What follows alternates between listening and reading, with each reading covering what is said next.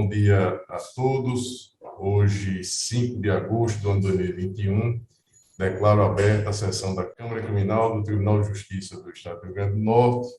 Questão da Corte com relação à ata da sessão anterior. Por favor, espelhar aí. Alguma observação? Nenhuma. Aprovada. Expediente alguma? Não há, Excelência. Comunicações, indicações e propostas. Doutor Anísio, esta é a última sessão dessa convocação? Desta série, sim, Excelência. Então, Obrigado. aqui, agradecer a participação do doutor Anísio, que continua conosco nesta sessão de hoje, mas que por mais 3 meses aí nos abandona. Então, Contrariado. Obrigado pela colaboração, doutor Anísio. Parabéns pelo trabalho e até uma próxima oportunidade. Muito obrigado. Eu não tenho nenhuma proposição a fazer. Desembargador Saraiva Sobrinho, comunicações, indicações e propostas. Presidente, renovo os cumprimentos a todos, senhor presidente. Eu faço uma proposta no sentido de propor um voto de pesar, senhor presidente, pelo falecimento do advogado que atuava mais em Mossoró, doutor Luiz Gonzaga de Medeiros, ocorrido no dia 3. Sua Excelência, o advogado atuante, inclusive, na oportunidade que eu estive trabalhando em Mossoró, uma pessoa de fino trato, também irmão do advogado Lidenberg Lima de Medeiros. Eu só tenho a lamentar e apresentar esse voto pesar para a comunicação aos familiares e à própria OAB Mossoró. É a proposta. Eu estou de acordo, desembargador Gilson. Também. Então, aprovado. Associar, Excelência, por favor. O Ministério Público se associa. Ana Cláudia, anotar para que possamos encaminhar o expediente aí oportunamente. Desembargador Gilson Barbosa, comunicações, indicações e propostas. Nenhuma, presidente. Então, vamos dar início aos julgamentos. Ana Cláudia, então, logo desembargador Eu tenho Amauri, leitura de acordo, aqui, viu? Presidente, pela ordem. Eu tenho uma leitura de acordo.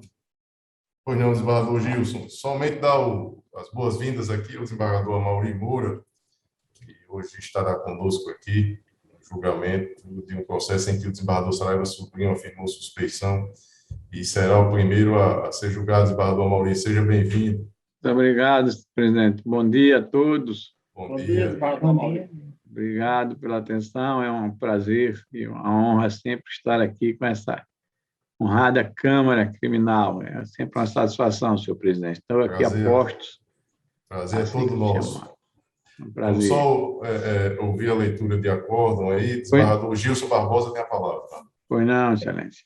É uma apelação de número 0100-301-60, da comarca de Jardim de Piranhas, apelante Luiz Antônio Magalhães e Breno de Paula Dantas, advogado doutor Olavo Hamilton Aires de Andrade, OAB-RN, apelado à Justiça. Eu sou o relator e digo a seguinte, no acordo. Acordo dos desembargadores que integram a Câmara Criminal, Tribunal de Justiça do Rio Grande do Norte, por maioria de votos, em consonância parcial com o parecer do Ministério Público, conhecer e dar parcial provimento ao recurso interposto pelos apelantes, tornando favorável o vetor das circunstâncias do crime e fixando a pena concreta e definitiva para ambos os recorrentes em 3 anos de reclusão, preservada a substituição por pena restritiva de direito, vencido o relator quanto à dosimetria da pena. Eis a leitura que faço agora, senhor presidente. Desembargador Saraiva, aprova. Aprovo, senhor presidente. Eu também, então, aprovado. Acórdão lido. Mais algum, desembargador Gilson? Somente esse, presidente. Desembargador Saraiva não tem, eu também não. Então, vamos iniciar o julgamento e aí, prestigiando a presença do nosso amigo, colega, desembargador Amauri Moura, nosso decano, eu faço aqui o pregão do processo, é o número 35, na ordem cronológica, é o habeas corpus número 807468, dígito 18, o ano 2021. Impetrante, Dr. Gabriel Bulhões Nóbrega Dias. Paciente, Tiago Câmara Martins, autoridade coatora, juiz de direito da 7ª Vara Criminal da Comarca de Natal. O relator é o desembargador Gilson Barbosa, e tem anotado aqui a suspeição do desembargador Saraiva Sobrinho. Processo em mesa? Em mesa, sim, presidente. Tem anotado aqui um pedido de sustentação oral. Doutor Gabriel está na sala? Estou sim. Então, doutor Rubens. Ele dispensa a leitura do relatório, presidente? É bom perguntar, né? Perfeito. Então, doutor Rubens, Vossa Excelência tem até 10 minutos para a sua defesa oral. Muito obrigado. Excelentíssimo senhor presidente e do desembargador Glauber Rego, da Colém da Câmara Criminal, eminente relator desembargador Gilson Barbosa, o eminente desembargador Amaury Moura, o ilustríssimo procurador de justiça, aos servidores e advogados que compõem essa sessão da Câmara Criminal, os meus sinceros cumprimentos. Trata-se de habeas corpus que tem como paciente o senhor Tiago Câmara Martins, que responde a 3 ações penais na 7ª Vara Criminal. Todos os 3 processos tratam-se de furto, crime este, no seu modus operandi, não possui violência ou grave ameaça. E, eminentes julgadores, no dia 16 de junho, esta defesa protocolou o pedido de juntada de slides e acordos jurisprudenciais, que seriam utilizados no dia 17 de junho na audiência de instrução e julgamento. Esses acordos jurisprudenciais e slides eram recortes de documentos e vídeos que já continham dentro do processo, já estavam nos autos. E, para surpresa desta defesa, foi indeferido o pedido sobre o fundamento de preclusão consumativa, alegando que existia relação com a resposta à acusação, que estes elementos deveriam ser juntados na hora da apresentação da resposta à acusação. Eminentes julgadores, este caso é de situação peculiar e merece desta Corte uma análise individualizada e distinta, porque inexistiu preclusão consumativa. Não tratam-se de elementos novos, eram documentos, vídeos, recortes que já existiam nos autos. Esta defesa apenas utilizou desses elementos para ampliar sua estratégia defensiva, na hora da inquirição de testemunhas, por meio do cross-examination, na hora do interrogatório do paciente. Repito, não tratam-se de novos elementos, não existe correspondência com a resposta à acusação, eram elementos que já constavam nos autos. E mais, foi uma decisão que foi ao arrepio da Constituição, porque trata-se de um cerceamento de defesa, foi contra o artigo 231 do Código de Processo Penal, que permite a qualquer tempo a juntada de documentos na instrução, e também foi de encontro à jurisprudência do Superior Tribunal de Justiça, que permite a juntada de documentos que já constem nos autos para melhor estratégia defensiva. Excelência, o processo hoje é digital, a dinâmica processual ela é diferente, ela permite que você utilize de elementos como o visual law, de elementos visuais que permitam a melhor confrontação dos argumentos, que melhor permita expor os fatos. É uma decisão totalmente ilegal. Cessar a defesa de permitir de utilizar esses elementos visuais para melhor facilitar a comunicação. Inclusive, a resolução 347 do Conselho Nacional de Justiça de 2020 permite a utilização do recurso do visual law no âmbito do Poder Judiciário. E esta defesa, tentando de forma inovadora, já que utiliza desse recurso em suas petições, mas de forma inovadora, tentando utilizar na audiência de instrução e julgamento, foi surpreendida com indeferimento. Excelência, repito, eram documentos que já estavam nos autos, eram vídeos e recortes de documentos que já estavam nos autos. Não tem como alegar preclusão consumativa, não existe relação com a resposta à acusação, não tem como alegar que se tratam de documentos novos. Inclusive, no habeas corpus, foram juntados os slides para que Vossas Excelências pudessem constatar que eram recortes do inquérito policial, eram recortes de vídeos, de gravações de câmeras, eram documentos já nos autos. Então, de forma ilegal, a autoridade coatora indeferiu a juntada destes documentos. Então, Excelência, eu encerro essa sustentação oral pedindo que seja concedida a ordem para tornar nula a audiência de instrução e julgamento, tendo em vista que não se trata de preclusão consumativa, porque os slides e o acordo jurisprudenciais não são elementos novos, eram elementos já constantes nos autos, que permitiam a melhor estratégia defensiva, inclusive gerando grande prejuízo à defesa, porque a autoridade coatora mandou desentranhar dos autos. Desde já agradeço a atenção de Vossas Excelências e encerro a minha sustentação oral. Obrigado, doutor Rubens. Desembargador Gilson Barbosa, como vota Vossa Excelência? Eu distribuí previamente o voto, mas o desembargador Mauri chegou agora, ele talvez não tenha tido o tempo suficiente, eu vou fazer uma leitura superficial do voto, em que digo o seguinte: ciente o presente habeas corpus, a reforma da decisão que indeferiu o pedido de juntada de documentos, precisamente acordos jurisprudenciais e slides, formulado pelo paciente nos autos das ações penais indicadas todas aqui, após o encerramento do prazo de resposta à acusação, alegando-se afronta aos princípios do contraditório e da ampla defesa, previsto no artigo 5º da Constituição Federal. A ordem de habeas corpus é prevista neste artigo da Constituição Maior e no artigo 647 e seguintes da legislação processual vigente. E a sua concessão fica condicionada aos casos de comprovada coação ilegal, eventualmente suportada pelo paciente. Razão não assiste aos impetrantes do constante dos autos e conforme informações prestadas pela autoridade coatora, verifico que a denúncia foi recebida no dia 14 de outubro de 2020, tendo a defesa do paciente anteriormente constituída apresentado resposta à acusação.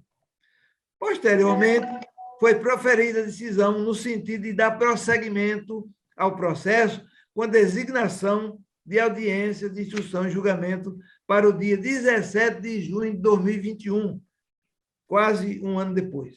Todavia, com mudança da defesa técnica do paciente, em 16 de junho de 2021, o novo causídico requereu sua habilitação e, na oportunidade, a juntada de documentos, acordos e jurisprudências e slides, para fim de utilização na data da audiência de instrução e julgamento, o que restou indeferido pela autoridade impetrada por entender configurada a preclusão consumativa nos termos do artigo 396 do Código de Processo Penal vigente. A autoridade impetrada, ao indeferir o pedido de juntada de documentos pela defesa técnica, ressaltou que, após o recebimento da denúncia, o paciente constituiu advogado e, naquele momento, apresentou a resposta à acusação, acostando os elementos defensivos ao interesse do acusado. E faço aqui uma citação quanto a isso, que vou poupá-los de ouvir, porque ficaria cansativo. Digo eu, na minha parte, adiante, a magistrada Acó, nas informações prestadas, ratificou os termos da decisão recorrida. Também cito essa parte da palavra da doutora. Continuo. Sobre o tema versado neste writ, prescrevem-se os artigos 396 e 396-A do CPP, a saber, aí cito o artigo, não vou ler. Continuo. Em caso, verifico que, de fato, foi apresentada a resposta à acusação por advogado anteriormente constituído pelo paciente, tendo a magistrada singular constatado o cumprimento da regra contida no 396 e 396-A do Código de Processo, designando audiência de instrução e julgamento para o dia 17 de junho e 16 de junho, não, 17 de junho de 2021. No dia 16 de junho, quer dizer, véspera, o paciente constituiu novo advogado para assumir a causa, o que restou deferido nos autos. Como se sabe, o patrono constituído recebe os autos na fase em que o processo se encontra, sendo inviável a reabertura de prazo ao novo defensor para acostar documentos que entende por necessários ao processo, em razão, como bem pontuado pela autoridade impetrada na preclusão consumativa. Além disso, não foi demonstrado prejuízo à defesa do paciente, tendo em vista que ele foi devidamente oportunizado a apresentar todas as teses a serem analisadas no caso concreto, por ocasião da resposta à acusação. Sendo assim, diferentemente do alegado pelos impetrantes, não ficou demonstrado qualquer hipótese de cerceamento no exercício contraditório e ampla defesa, mas a aplicação regular e devida das normas processuais penais previstas no artigo 396 do Código de Processo Penal. Nesse sentido, faço uma citação aqui jurisprudencial da lavra da ministra Laurinha Tavares, que os senhores já tiveram acesso aí.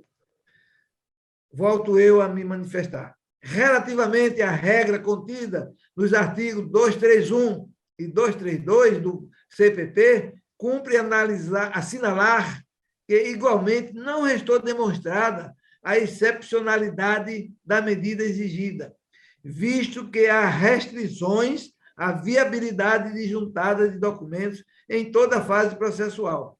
No mais, tais documentos consistentes em acordos jurisprudenciais e slides poderiam ter sido mencionados, utilizados pela defesa técnica no momento da audiência de instrução, bem como ter sido invocada a possibilidade de juntada nos autos ou ainda serem indicados por ocasião da apresentação das alegações finais, caso reputassem necessário. Quanto ao pedido subsidiário de nulidade da audiência de instrução e julgamento, realizado no dia 28 de junho de 2021, entendo inócuo, diante da manutenção da decisão recorrida. Portanto, não se verifica a existência de constrangimento ilegal que justifique o deferimento da presente ordem de habeas corpus nos termos requeridos. Ante o exposto, em consonância com o parecer da 11ª Procuradoria de Justiça, conheço e denego a presente ordem de habeas corpus. É como voto, senhor presidente. Repito, foi distribuído previamente com os senhores. Desembargador Amaury Moura, como vota Vossa Excelência?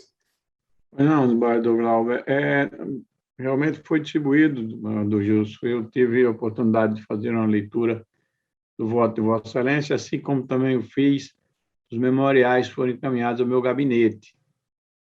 E, em outras palavras, repete o que foi pronunciado na tribuna, agora nesta assentada.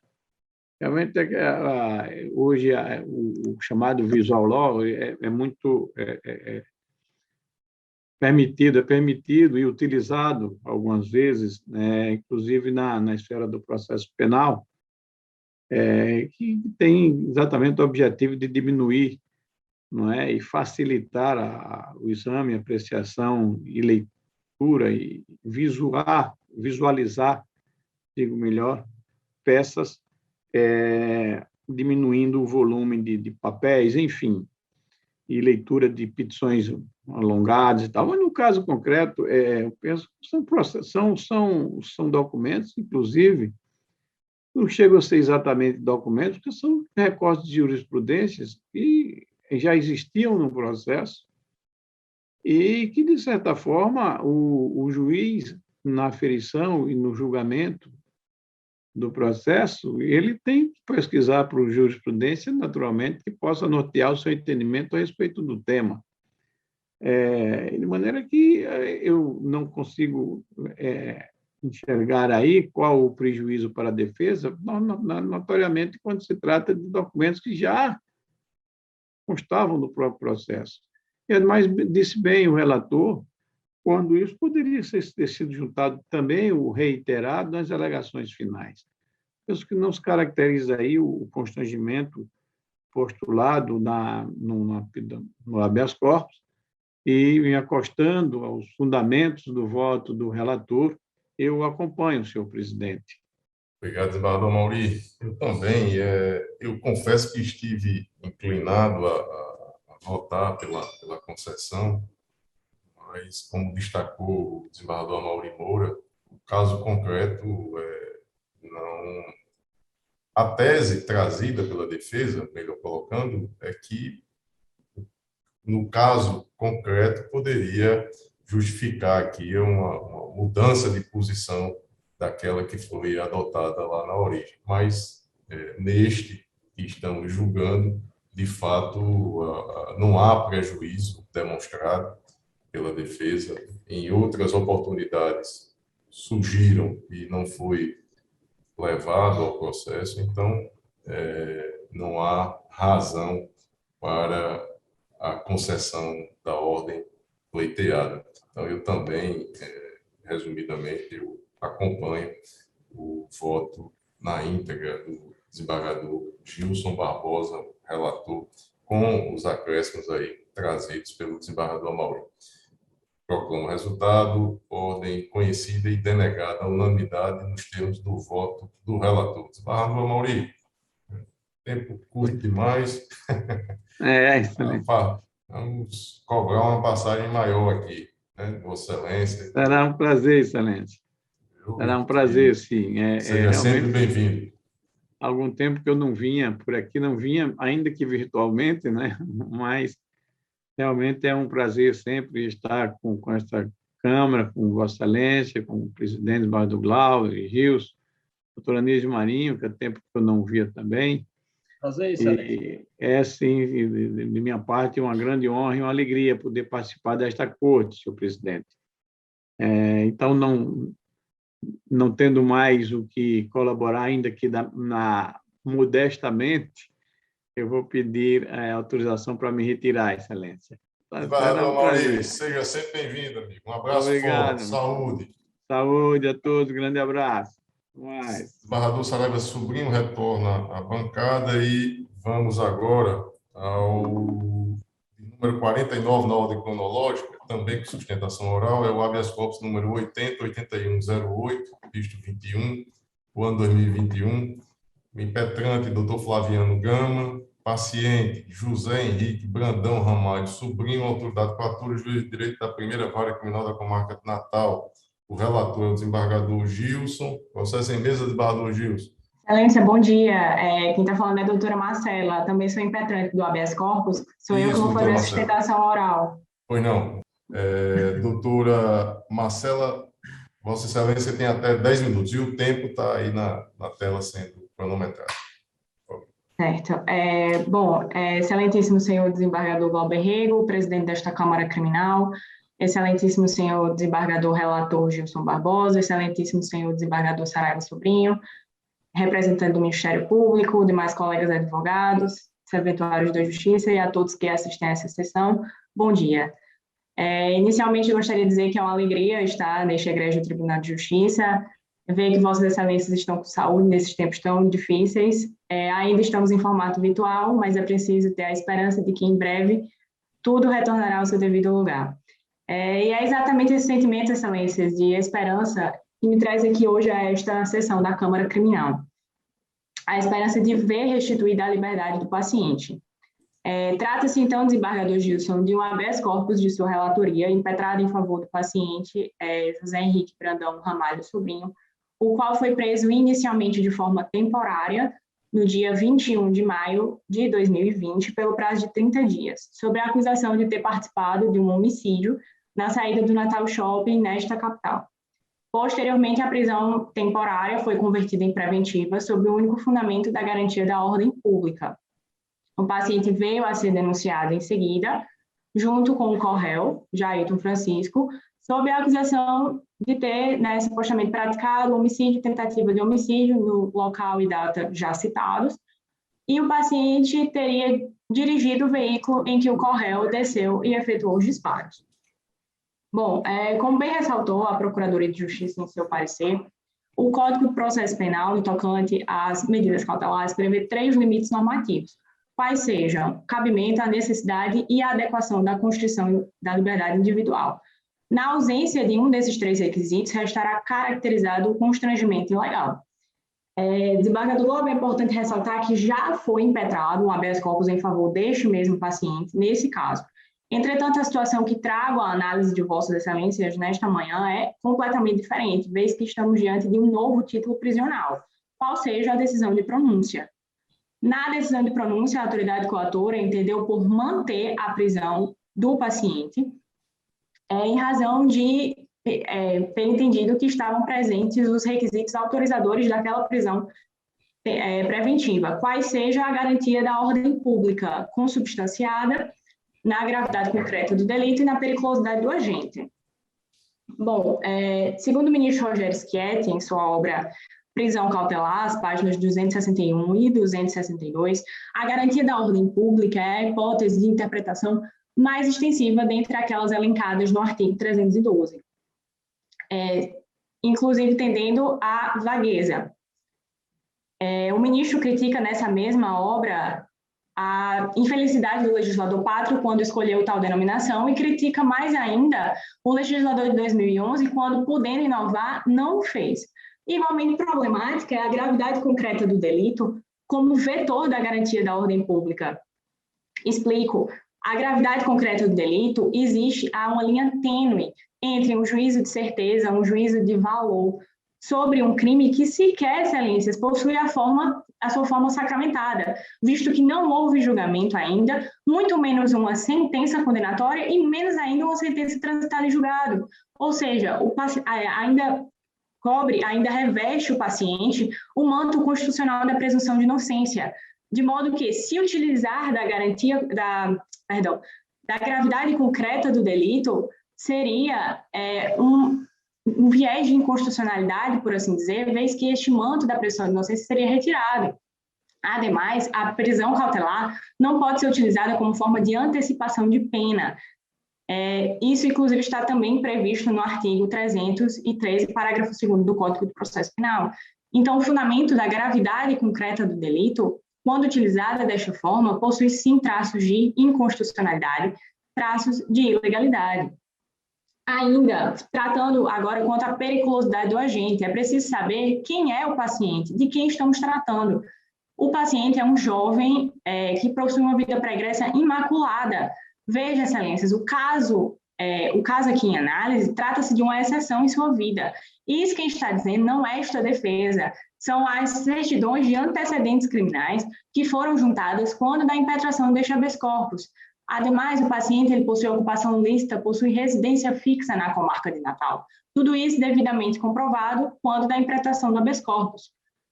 Ademais, é preciso ressaltar que o paciente não se preparou de forma alguma para o cometimento do delito. Exemplo disso, e novamente não é esta defesa quem está falando, mas a própria denúncia, certo? O celular que foi utilizado no momento do crime era o celular que já era utilizado pelo paciente muito antes e continuou a ser utilizado pelo paciente depois, certo? Tanto é que a avó do paciente, em uma ligação, sem saber que estava sendo interceptada, sem saber que estava sendo investigada, chegou a comentar nessa ligação que o paciente só estava no cenário delitoso por ter dado uma carona para o corréu. Excelências, sabe-se que o habeas corpus não é instrumento para se discutir o mérito da ação. Aqui são discutidas somente questões técnicas, questões processuais. E é exatamente por isso que se precisou fazer essa digressão a fim de restar compreendido a ausência do periculum libertatis, de forma que a recolocação do paciente em liberdade não causaria em prejuízo à ordem pública, visto que o paciente não tem propensão a delinquir, a voltar a delinquir, certo? Por quê? Porque isso não é a regra em sua vida, o caso foi somente uma exceção.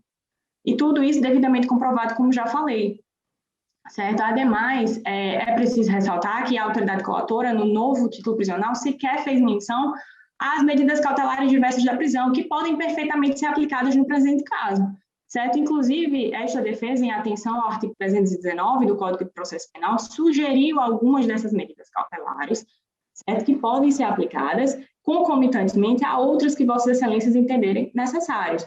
Comparecimento periódico em juízo, proibição da ausência do paciente da comarca de Natal, recolhimento noturno do paciente em seu domicílio e ainda o monitoramento eletrônico, de forma que Vossas Excelências tenham uma plena ciência de quando o paciente está, certo? E na eventualidade, na raríssima hipótese de ele voltar a delinquir, Vossas Excelências serão comunicadas e a liberdade do paciente será novamente cesseada, porém agora de forma devida, certo? Entretanto, isto posto, Excelências, diante de tudo isso que essa defesa entende ser pertinente, ser devida, ser de direito, a recolocação do paciente em liberdade, de modo que em forma concomitante às medidas cautelares diversas, estaria aplacado qualquer temor à ordem pública, sem se fazer uso da medida extrema.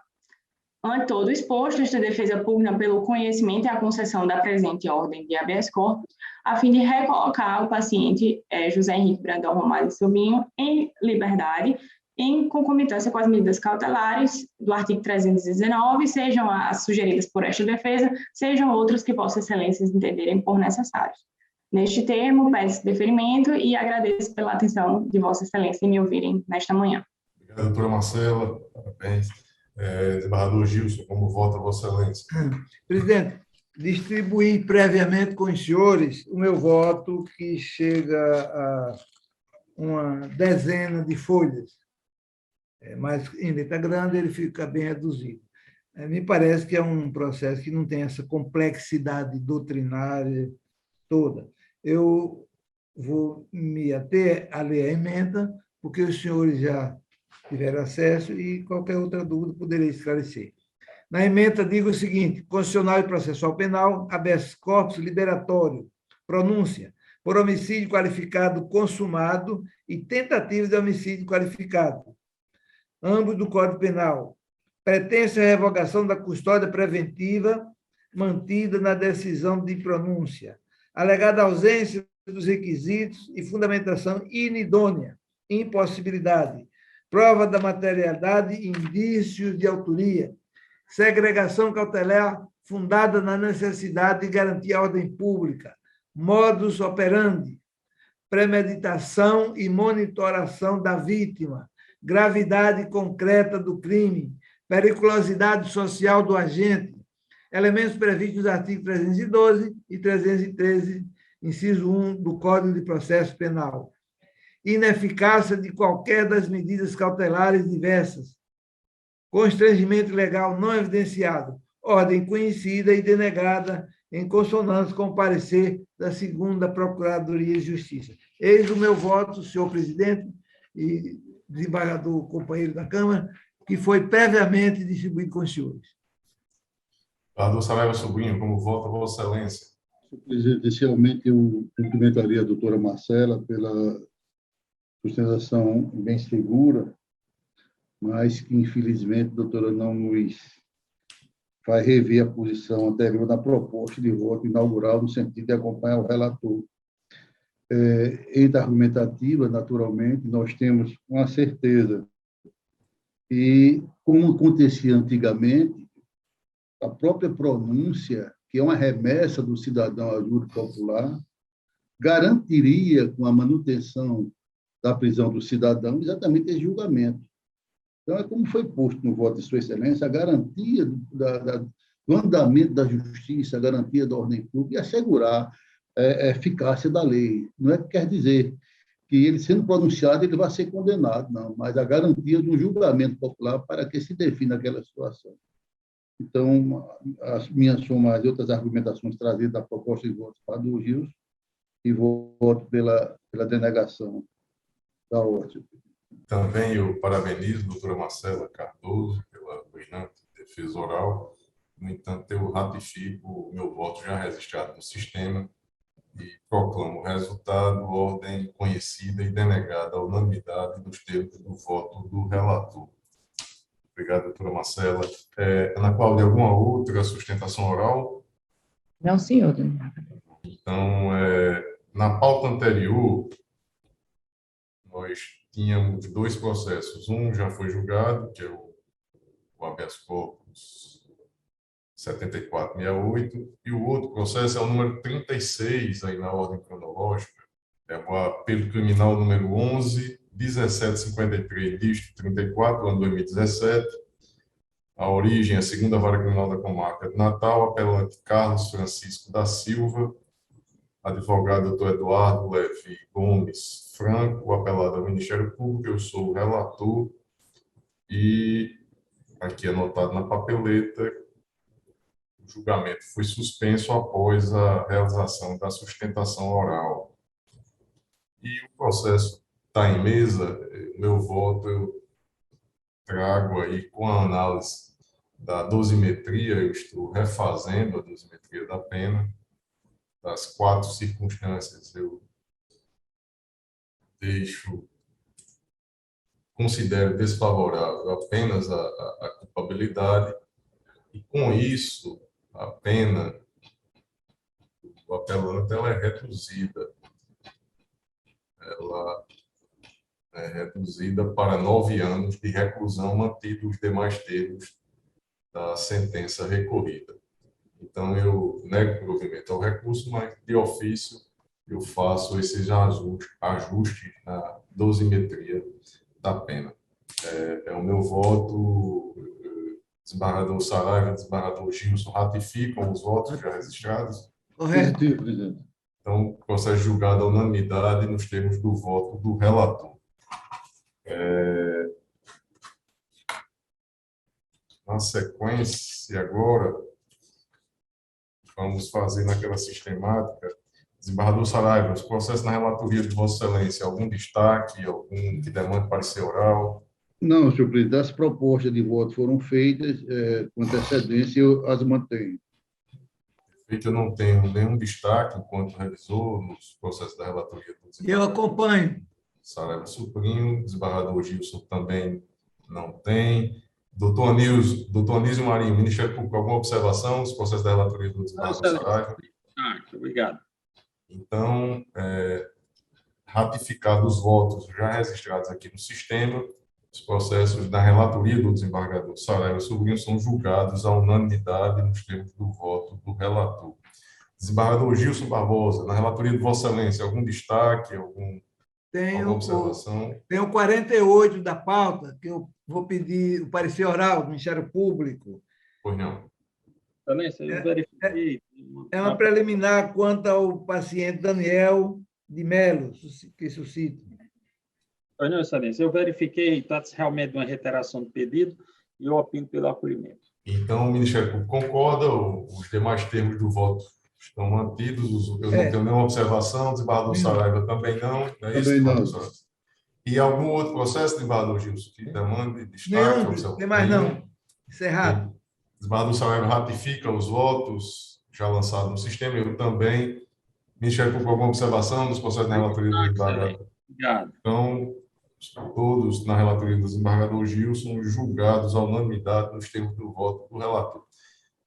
Duas observações nos processos da minha relatoria. O primeiro deles é o 23, ele não mesa. 23, ele, por equívoco aí no sistema, ele foi pautado para a sessão de hoje e para a sessão seguinte. Então, não mesa hoje e será julgado na sessão na próxima sessão, dia 12, não é isso, Ana Cláudia? Nossa próxima sessão, é isso, Eduardo Saraiva? Sim, senhor, dia 12. Dia 12, próxima Dia quinta-feira. Os demais, eu tenho aqui, no 44 do Planísio, necessidade aí do parecer oral, imagino já tenha sido encaminhado a Vossa Excelência.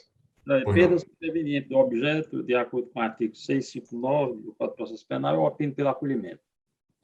Perfeito. Então, eu ratifico o meu voto neste e nos demais. Desembargador Gilson Barbosa, alguma observação, algum destaque? Nenhum. Desembargador Saraiva? Eu, presidente, acompanho Vossa Excelência.